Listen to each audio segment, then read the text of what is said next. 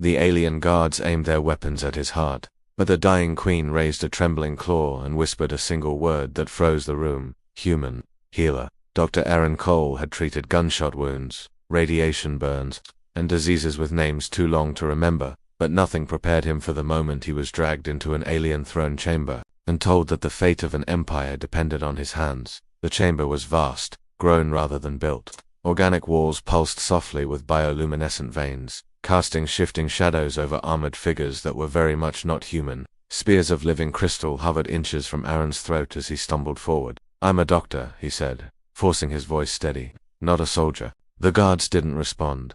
At the center of the chamber lay the queen. She was enormous, easily 3 times the size of a human, her exoskeleton fractured and dull where it should have shone like polished obsidian. Beneath her swollen abdomen, translucent sacs pulsed weakly, each containing an unborn egg. They glowed faintly, and then dimmed. Aaron's breath caught. "She's pregnant," he whispered. A tall alien stepped forward, its face a mask of ridged bone and burning gold eyes. "She is the mother of worlds," it said, "and she is dying." Aaron swallowed. "Why bring me?" The alien hesitated. "Our medicine fails," it said. "Your kind's does not." That made no sense until Aaron noticed the medical instruments scattered around the chamber. They were elegant, advanced, and useless. Machines hummed, beams scanned, but none of them touched the queen directly. "You're afraid to cut her," Aaron realized. A ripple passed through the court. The queen shifted, releasing a low, pained sound that vibrated through Aaron's bones. Her eyes, vast, multifaceted, and ancient, focused on him. "Human doctor," she rasped. "They tell me you heal without fear." Aaron stepped closer, despite the weapons tracking his every move. "I heal patients," he said. "Species doesn't matter." A murmur spread through the chamber. He knelt beside her, activating his portable med scanner. The readings made his blood run cold. Her organs were shutting down, but the real problem lay deeper. The eggs were draining her life, triggering a cascading immune collapse. Alien biology, yes, but the mechanism was painfully familiar. Autoimmune rejection. "She's rejecting her own eggs," Aaron said. The court erupted in shocked cries. "That's impossible," one advisor hissed. "The queen has birthed thousands." Aaron shook his head. "Not like this. Something changed. Infection, mutation, environmental shift, doesn't matter. Her body thinks the eggs are foreign." The queen's breathing grew shallow. "Can you save them?" she asked. Aaron hesitated. Human medicine could suppress immune responses, could stabilize her long enough for surgical intervention, but the procedures would be invasive, risky, and if he failed, they wouldn't just kill him, they would wipe out Earth. "Yes," Aaron said quietly, "but I'll need to do this my way." The queen's claw closed weakly around his wrist. "Then you are no longer a prisoner," she said. "You are my physician." Outside the chamber, alarms began to sound. Something was going very wrong. The alarms didn't stop. They howled through the palace like wounded animals, vibrating through the living walls, as Dr. Aaron Cole was escorted, this time not dragged toward a chamber that looked far more like an operating room than a throne. "This area was never meant for surgery," one of the alien attendants said, its voice layered with harmonic tones. "Only ritual observation." "Then it's about to get an upgrade," Aaron replied. The queen was moved with agonizing slowness, carried on a platform of interwoven binaural. Her breathing was shallow now, each exhale releasing a faint chemical scent that set off Aaron's alarms. "She's crashing," he said. "I need full access. Sterile field. No interruptions." The guards hesitated, then stepped back. That alone told Aaron how close to disaster they were. As the chamber sealed, Aaron unpacked his human medical kit. Compared to the palace's advanced technology, it looked primitive: plastic injectors, steel scalpels, soft gloves. But it was tested, reliable, designed to be used under pressure. He scanned the queen again, projecting the results into a floating display. The alien advisors gasped. "She is incompatible with herself," one whispered. "Autoimmune storm," Aaron said. "Your tech is trying to fix symptoms, not the cause." He prepared an immunosuppressive compound modified on the fly, diluted carefully. Too much and her body would shut down completely. Too little and the eggs would kill her anyway. "You have never done this to our kind," an advisor said sharply. "I've done it to my own," Aaron replied. "More times than I care to remember." He injected the compound into a major arterial node. For a moment, nothing happened. Then the queen screamed. The sound shattered glass-like growths along the walls. Aaron froze but didn't pull back. "Hold her," he shouted. The guards moved instantly, pinning massive limbs with trembling precision. Readings spiked, then slowly began to stabilize. Her breathing deepened. Aaron exhaled shakily. Immune response suppressed, he muttered. Now we operate. A stunned silence filled the room. You will cut the queen? One guard asked in horror. If I don't, Aaron said, already scrubbing in. She dies in 20 minutes. He made the first incision. Alien blood flowed not red, but shimmering silver, warm and alive. His instruments adapted poorly. He had to switch techniques constantly, relying on anatomy principles rather than specifics. Egg sacs are necrotic, Aaron said. They're poisoning her. The advisors recoiled. The unborn are sacred. Then help me save them, Aaron snapped, or watch them die with her. Hours seemed to pass in minutes. Aaron isolated each egg sac, reinforcing membranes. The palace did not explode into chaos, it hardened. Bulkheads sealed with organic thuds, bioluminescent veins dimmed to a deep, warning red. Every corridor leading to the operating chamber locked down, transforming the royal heart of the empire into a living fortress. Dr. Aaron Cole stood between the queen and the only exit, his medical coat stained silver. This doesn't have to end badly, he said, though he wasn't sure who he was talking to anymore. The council's image bloomed in the air, 6 towering alien figures arranged in a half-circle, their expressions unreadable. You have violated sacred law, the central councilor said. No outsider may alter royal reproduction. She was dying, Aaron snapped. You brought me here to save her. To save the queen, another corrected coldly, not to preserve corrupted offspring. Aaron felt something cold settle in his chest. They're not corrupted, he said. They're different. Evolution doesn't ask permission. The queen stirred, her voice cutting through the chamber like thunder. They are mine. The councillors hesitated.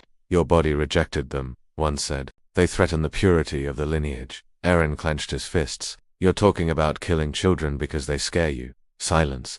Then, human morality is irrelevant, the council declared. Stand aside, physician. Weapons unfolded behind the holograms. Aaron didn't move. I can stabilize them long term, he said. Modify the queen's immune system. Adapt your medical protocols. This could change your species for the better. The council laughed an unsettling, multi-tonal sound. You presume to redesign us. The queen raised herself with visible effort. He saved me when you could not, she said. If you touch my children, you defy the crown. A long pause followed. Then the central councillor spoke slowly. Then the crown must be protected from itself. The hologram vanished. Moments later, the palace shuddered. Security breach, Aaron muttered. The AI systems flickered, replaced by emergency glyphs. They're coming, one of the attendants whispered. Royal Guard, loyal to the council. Aaron turned to the queen. We need to move you, he said. Somewhere they can't reach you. Her eyes locked onto his. There is one place, she said. The birthing vault. Aaron frowned. That sounds ceremonial. It is, she replied. And forbidden good. Forbidden meant leverage. They moved fast. Anti-grav stretchers carried the queen through hidden passages grown into the palace's skeleton. Guards loyal to her formed a living shield as distant impacts echoed signs of fighting spreading outward. Why keep this place secret? Aaron asked as they descended. Because it is where queens are remade, she answered. Not born, changed. The doors to the vault opened. Inside, the air shimmered with energy. Ancient symbols pulsed along walls older than the empire itself. At the center stood a pool of luminous fluid live with genetic data. This is a gene forge, Aaron whispered, awestruck. It adapted. The gene forge awakened with a sound like a living heart restarting. Light poured from the pool, wrapping the queen in ribbons of luminous code. The unborn eggs within her abdomen pulsed in rhythm, their glow shifting no longer unstable, but curious, as if responding to something new. Dr. Aaron Cole worked at the edge of the pool, hands moving fast, mind racing faster. This system isn't just medical, he said, it's adaptive. It rewrites biological rules, it remembers every extinction we survived, the queen replied, voice echoing strangely as the forge interfaced with her body, and every mistake. Aaron injected the final compounder hybrid immunological framework modeled after human tolerance protocols. Not dominance, not rejection, balance. The forge accepted it. The eggs changed. Their shells became more complex, layered with new patterns, neither fully alien nor human, but something stronger. The queen cried out not in pain, but relief as her vital signs stabilized completely for the first time since Aaron had arrived. We did it, he whispered. The moment shattered. A violent impact rocked the vault doors, cracks spread across ancient seals. They've breached the palace core, an attendant shouted. The queen rose to her full height, towering and radiant, strength returning rapidly. Then they will see what they tried to destroy, she said. The doors exploded inward. Council guards flooded the Voltony to freeze at the sight before them. The Queen stood within the gene forge, alive, transformed. The eggs within her glowed with steady, brilliant light. Aaron stepped forward. "Medical procedure complete," he said. "Outcome, survival."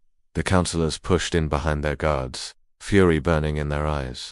"You have created abominations," one hissed. The Queen's voice thundered. "You call survival an abomination?" She gestured, and the forge projected genetic projections, future generations adapting faster, resisting disease, thriving where extinction once waited. "These children will not weaken us," she said. "They will ensure we never kneel again." The council faltered. They were scientists as much as rulers. They understood what they were seeing. Aaron spoke quietly. "This is what humans do," he said. "We survive by changing, by accepting what scares us." A long silence followed. Then slowly the central councillor lowered its weapon. "The Queen lives," it said. "The eggs live." Another followed, then another. Finally, the council bowed. "The physician's methods will be studied." The tension drained from the room like air from a ruptured lung. The Queen turned to Aaron, eyes softer now. "You have given my children a future," she said, "and my people a mirror." Aaron sagged with exhaustion. "I just did my job." She extended a claw, gentle now. "Then your job has changed." He looked up. "From this moment," she declared, "you are royal healer to the throne." Aaron blinked. "I'm human." "So were the answers we needed," she replied. Beyond the vault, the Empire began to shift, and not violently, but irrevocably. The children of two worlds had been saved, and the galaxy would never be the same. Dr. Aaron Cole did not sleep. He sat alone in a chamber grown from living crystal, watching the slow rise and fall of the Queen's chest through a transparent partition. The eggs glowed steadily now, their rhythm calm, synchronized, no longer parasites fighting a host, but lives waiting to begin. For the first time since leaving Earth, Aaron allowed himself to breathe. "Royal healer," he muttered. That escalated fast. The door opened soundlessly. The Queen entered, not carried, not supported, but walking under her own strength. She was still weakened, but the authority in her posture had returned in full. "You should be resting," Aaron said. "So should you," she replied. "Yet you watch over my children. That's what doctors do." She studied him with unsettling intensity. "You altered the path of my species," she said. "Not with weapons, not with conquest, but with care." Aaron shrugged. "Empires don't usually collapse because of medicine." The Queen turned toward a massive projection of the Empire, thousands of systems, trillions of lives.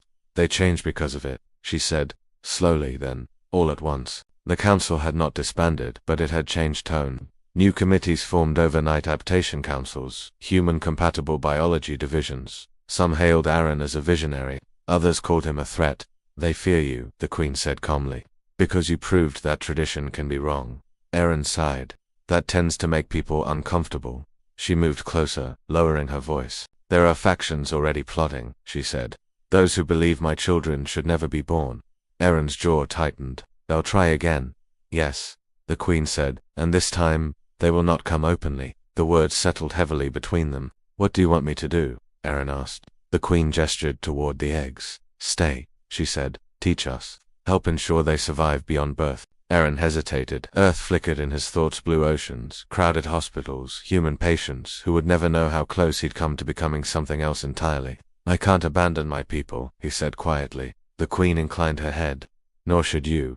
She raised a claw, and the projection shifted, revealing a human medical ship docked within the palace perimeter. "We have contacted your world," she said, discreetly, peacefully. Aaron's eyes widened. "You told them?" "We told them you saved lives," she said, "and that we wished to save more together." The implications hit him all at once. Joint medicine, shared biology, an alliance born not from treaties, but trust.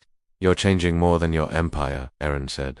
The Queen's gaze hardened. "The galaxy is sick," she replied, "and your kind understands illness better than most." An alarm chimed softly. "Royal healer," an attendant said from the doorway. "The first egg is entering active development." Aaron stood instantly. "Then we'd better be ready." As he followed the Queen toward the chamber, Aaron realized something terrifying and profound. He had not just saved unborn children, he had become the bridge between species.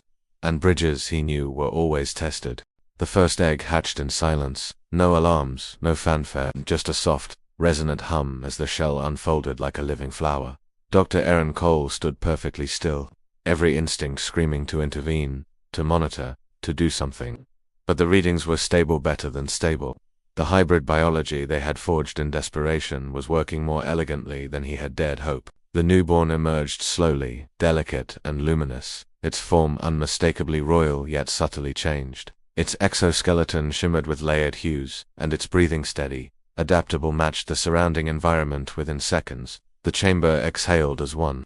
The queen lowered herself beside her child, or replacing centuries of iron certainty. "It lives," she whispered. "And it is stronger." Aaron felt his throat tightened. "Adaptive immune response confirmed," he said quietly. "High tolerance. Rapid learning." He smiled despite himself. "Honestly, I'd like to study this kid for the rest of my life." The queen's gaze turned toward him sharp, assessing, but warm. "You already have," she said. Days passed, then weeks. More eggs hatched. Each child carried the same resilient balanced alien heritage reinforced by human principles of tolerance, recovery, and adaptation. Disease that once devastated royal bloodlines simply failed. The council watched. They argued. They tested. And slowly, reluctantly, they accepted. Not all of them. The final threat came not with soldiers, but with poison and engineered pathogen released into the birthing wing, designed to prove the children were a mistake. Aaron caught it within minutes. He worked without sleep, without ceremony, hands moving on instinct honed across two worlds. The cure combined alien nanobiology and human redundancy, multiple overlapping safeguards instead of a single perfect solution. The pathogen collapsed. So did the last opposition. The council formally dissolved its old laws that night. The queen addressed the empire the following day, her children visible behind her high alive, thriving, undeniable. "We believed purity meant survival," she declared. "We were wrong." Her gaze found Aaron among the assembled healers, scientists, and diplomats, human and alien alike. "Survival belongs to those who change." Applause echoed across systems. Years later, human doctors trained in alien hospitals, alien biologists studied human resilience. Wars cooled not because of fear, but because cooperation suddenly made more sense than conquest. Aaron never returned to Earth permanently. He sent messages, research, stories no one quite believed. He aged slowly. On his final day, he stood once more beside the queen, older now, wiser. Her children grown into leaders who carried both legacy and empathy. "You could have been remembered as a savior," she said softly, "or as a threat." Aaron smiled faintly. "I was just a doctor," he said. "I fixed what I could." The queen bowed her head in honor once reserved for gods and conquerors. "You healed an empire," she replied. "That is greater." When Aaron passed, the galaxy did not mourn loudly. It changed quietly every time a species chose adaptation over fear. Every time a life was saved because someone dared to care across the divide. And in royal archives across 1,000 worlds, his title remained unchanged: human, doctor, savior.